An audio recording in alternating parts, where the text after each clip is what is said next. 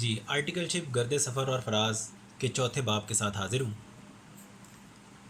اولیاء کا شہر۔ ایسے میں معنی خیز مسکراہٹ لیے ایک ساتھی اسٹوڈنٹ روم میں داخل ہوئے اور سب کی بے چینی میں اضافہ کرتے ہوئے اپنی نشست پر بیٹھ گئے۔ سب لوگ ان کی طرف متوجہ ہوئے اور ان کی طرف سوالیہ نظروں سے دیکھنے لگے، مگر وہ تھے کہ بے رخی کی شاندار اداکاری فرما رہے تھے اور ہم سوچ رہے تھے کہ ہم تیرے دوست ہیں فراز، مگر اب نہ اور الجھنوں میں ڈال ہمیں۔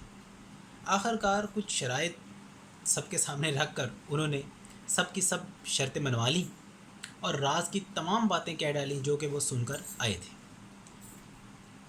کہ ایک کنسٹرکشن کمپنی کا آڈٹ ہماری فرم کے پاس آ چکا ہے، جس کے آفس ملک کے مختلف شہروں میں ہیں، اور اب آڈٹ ڈپارٹمنٹ کے لوگ ٹیموں کی صورت میں ان شہروں میں آڈٹ کے لیے جائیں گے۔ ہم یہ سب سن رہے تھے اور دل تھا کہ بلیوں اچھل رہا تھا، مگر کچھ بھی کہنا خطرے سے خالی نہیں تھا، کیونکہ چپ چاپ اپنی آگ میں جلتے رہو فراز، دنیا تو عرض حال سے بے آبرو کرے۔ دوستوں سے کچھ بے تکلفی ہو چکی تھی، سو سرسری انداز میں دریافت کیا کہ آفس کن کن شہروں میں ہیں۔ وہ کافی تسلی سے رازدارانہ معلومات لے کر آئے تھے۔ فوراً شہروں کی فہرست گنوا دی کہ لاہور، ملتان، کوئٹہ، کراچی۔ فرم میں بیٹھے بیٹھے غور کرتے تو نئے آنے والے کلائنٹ کا لاہور والا آفس ہی جنت محسوس ہو رہا تھا۔ ویسے ابھی کچھ پتہ تو تھا نہیں کہ ہم نے جانا بھی ہے کہ نہیں، مگر خود سے فراز صاحب کی زبانی سوال کر رہے تھے کہ اب شوق سے کہ جاں سے گزر جانا چاہیے، بول اے ہوائے شہر کدھر جانا چاہیے۔ اور چہرہ پرسکون، دل میں بے صبری، بے چینی اور بے قراری لیے چند دن کمال خاموشی سے اپنے کام میں مصروف رہے اور آخر کار شہر ملتان کا کرہ نکل ہی آیا۔ اولیاء کی سرزمین پر ہمارا کچھ دن کا رزق لکھا جا چکا تھا۔ ساتھ ہی پرنسپل صاحب کے کمرے سے بلاوا آ گیا۔ پلک جھپکتے میں پرنسپل صاحب کے کمرے میں ان کی آنکھوں کے سامنے سر نگوں بیٹھے تھے اور وہ فرما رہے تھے کہ فرم سے کچھ سینئرز تمہارے ساتھ جائیں گے، آڈٹ پر 4 سے 6 ہفتے لگ سکتے ہیں، تم زیادہ سے زیادہ کام کرو گے تاکہ سیکھ سکو اور سینئرز تمہیں سپروائز کریں گے۔ پھر بولے کلائنٹ سے کچھ اہم کاغذات بھی فرم میں لے کر آنے ہیں اور ان کے بغیر اگر واپس آئے تو تم سب کو خوش آمدید ہرگز نہیں کہا جائے گا، اور پھر کاغذات کی تفصیل بتانے لگے۔ مطلب ہم اچھے سے سمجھ رہے تھے کہ ان کاغذات کے بغیر اگر کاغذات کے بغیر واپس آئے تو آرٹیکل شپ ایک خواب بن کے رہ جائے گا، وہ بھی ریزہ ریزہ۔ ہوش آیا تو سبھی خواب تھے ریزہ ریزہ، جیسے اڑتے ہوئے اور آ کے پریشاں جانا۔ ہم ہدایات لکھتے رہے اور ذہن نشین بھی کر لیا۔ آڈٹ ٹیم کی مشترکہ مشاورت سے یہ طے پایا کہ اگلے دن صبح سویرے ملتان کے لیے نکلا جائے اور اس شام گھر جا کر رخت سفر باندھا جائے۔ سو یوں ہی کیا گیا۔ اگلی صبح 5 بجے بذریعہ بس لاہور سے ملتان کے لیے روانہ ہوئے اور 350 کلومیٹر کا یہ سفر تقریباً 5 گھنٹے میں طے کر کے ہم نے اولیاء کے شہر ملتان میں قدم رکھ دیا۔ ایک دیوانہ یہ کہتے ہوئے ہنستا جاتا، کاش منزل سے بھی آگے کوئی رستہ جاتا۔ یہ وہی تاریخی شہر ملتان ہے جس کے بارے میں سنا تھا کہ ہندوستان میں کوئی ایسا شہر نہیں جس میں اتنے اولیاء کرام مدفون ہوں اور جس میں اتنے مزارات ہوں۔ یہ وہی شہر ہے جہاں ہندوستان کے تقریباً تمام فاتح اپنی اپنی زندگیوں میں ایک بار ضرور آئے تھے۔ یہ وہی شہر ملتان ہے جہاں یلغار کے دوران سکندر اعظم کو زہریلا تیر لگا اور یہی اس کی وجہ موت بنا۔ یہ وہی شہر ہے جہاں سے ہندوؤں کی مشہور رسم ہولی کا آغاز ہوا تھا۔ یہ وہی شہر ہے جہاں کی گرمی بہت مشہور ہے۔ ملتان میں ڈیرہ اڈا چوک کے پاس ایک ہوٹل میں ہمارا کمرہ بک تھا۔ ڈیرہ اڈا چوک میں ہم بچپن میں گولی والی بوتل پیا کرتے تھے اور سلور پیالیوں میں ٹھنڈی کھیر کھایا کرتے تھے، کیونکہ 80 کی دہائی میں والد صاحب کی پوسٹنگ ملتان میں الائٹ بینک کے آڈٹ ڈپارٹمنٹ میں تھی۔ سو ہمارے بچپن کے 4 سے 5 سال ملتان میں گزرے تھے، اس لیے دھندلا تھا یاد تھا کہ ہم ملتان ریڈیو پاکستان کے پاس رہتے تھے۔ سینئر کے ایک دوست جو ہماری فرم میں پہلے کام کیا کرتے تھے مگر ان دنوں ملتان میں نوکری کر رہے تھے، तो उन्होंने वो कमरा पहले ही हमारे लिए बुक करवा दिया था।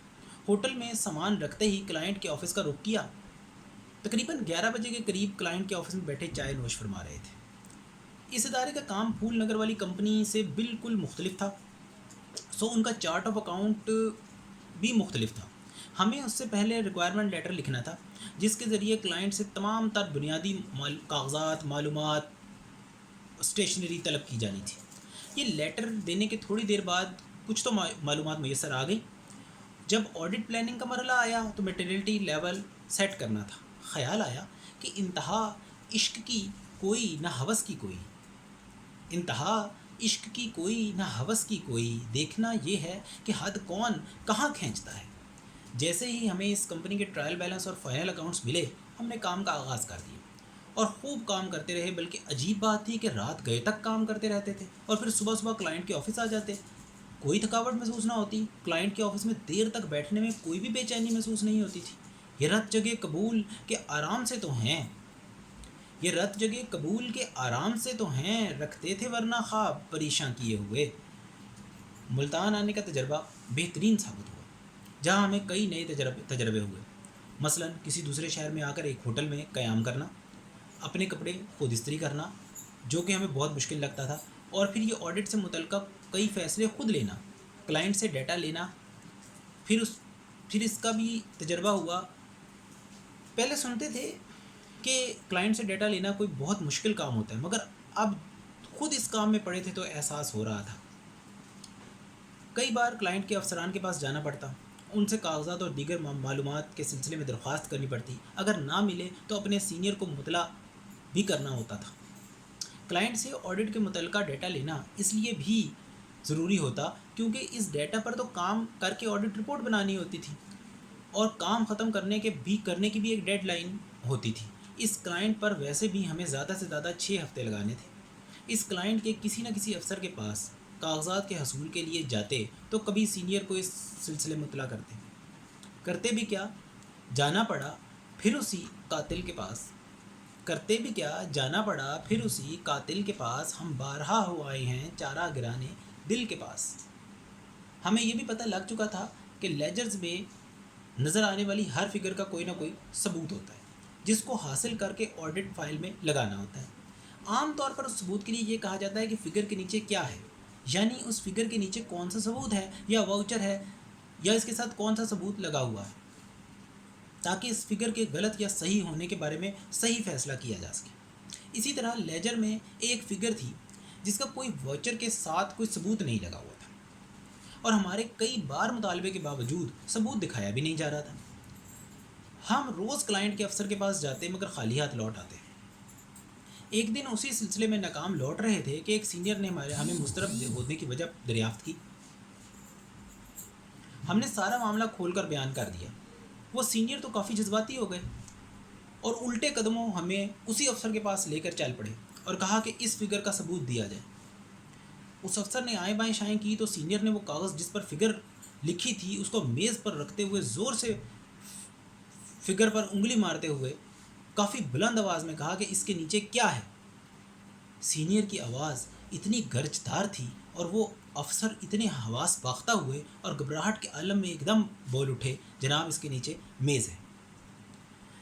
इस किस्म के वाक़यात होते रहे और दिन ब दिन हमें इतना तजर्बा और एतमाद हासिल होता रहा कि शायद हम कोई ऑडिट खुद से कर सकते हैं। और फिर यही हुआ कि जल्द ही हमें जॉब इंचार्ज की हैसियत से ऑडिट पर भेजा जाने लगा। राह वफ़ा में हरीफ़ खराम कोई तो हो, राह वफ़ा में हरीफ़ खराम कोई तो हो, सो अपने आप से आगे निकल के देखते हैं। अगर शाम को जल्दी फ़ारग हो जाते तो लंबी वॉक के लिए निकल पड़ते। दूसरी तरफ यहाँ इतवार बहुत अच्छी गुजरती थी क्योंकि औलिया का शहर था। हम मुख्तलिफ़ मज़ारों पर हाज़िरी देते और अल्लाह ताला से दुआ करते थे। हमने बहाउद्दीन ज़िक्रिया रहमतुल्लाह अलैह और उनके पोते शाहरुख ने आलम रहमतुल्लाह अलैह के मज़ारों पर हाज़िरी दी। वहाँ दमादम पर तेज़ हवा से लुत्फ़अंदोज़ हुए। शम्सुद्दीन मोहम्मद सब्ज़वारी रहमतुल्लाह अलैह के मज़ार पर भी हाज़िरी दी। कभी कभी वो दोस्त भी आ जाते थे जिन्होंने हमारे लिए होटल में कमरा बुक करवाया था, उनसे भी हमारी दोस्ती हो गई और खुशखबरियाँ जारी रहती। एक दिन वॉक करते करते इत्तेफाक से रेडियो पाकिस्तान नज़र आ गया।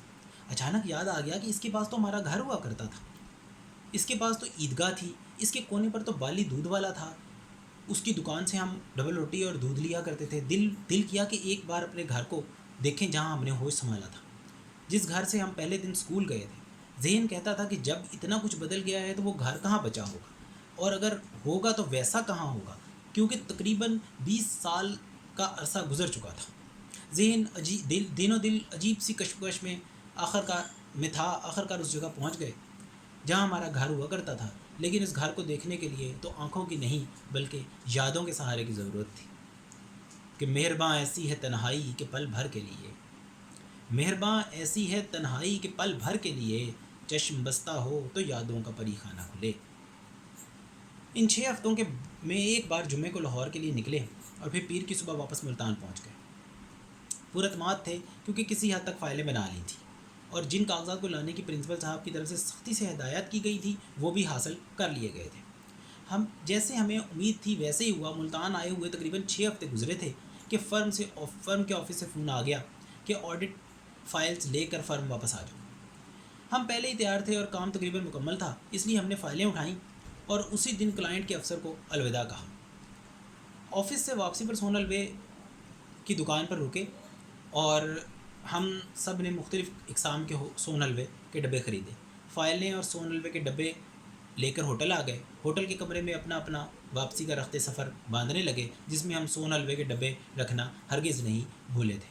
اگلی صبح فرم میں یہ سوچتے ہوئے قدم رکھ دیا کہ پھر آ گئے ہیں تیرے کوچے میں خوش نگاہ تیرے, پھر آ گئے ہیں تیرے کوچے میں خوش نگاہ تیرے, ہمیں جہاں کی سلیبوں پہ جھول کر جانا.